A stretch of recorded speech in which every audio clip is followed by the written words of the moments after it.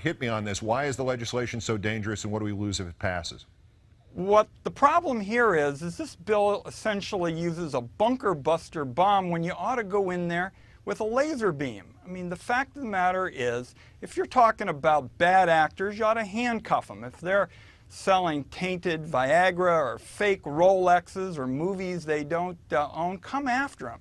But these bills that you've just described go much, much further, and they would, in my view, do a lot of damage to what we believe makes the internet so special. The internet is a place that's open to all. It's a place where if you've got a good idea, you can take it worldwide. The internet is the shipping lane of the 21st century, and as you noted, I think this would do a lot of damage to the part of our economy that's growing. What's the worst case scenario, Senator? Why would websites that rely on user-generated material be vulnerable? And I guess as a corollary to that, why is every political website from Daily Kos to Free Republic opposed to this?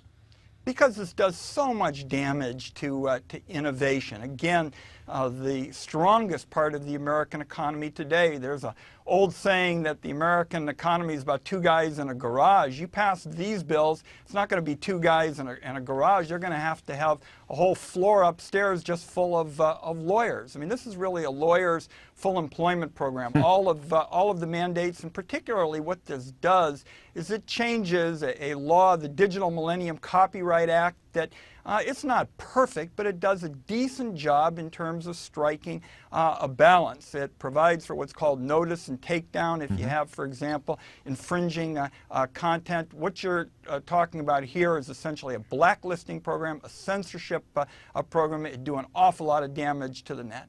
The bipartisan alternative to this that you're working on with senators and members of the House, how do you secure the actual piracy issue that does remain out there beyond those takedown measures?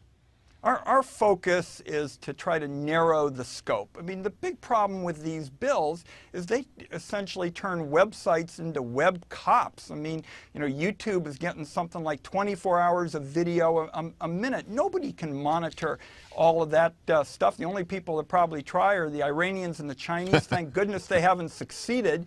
But that's not a model we want to follow. So let's narrow the scope. Let's go after the bad actors.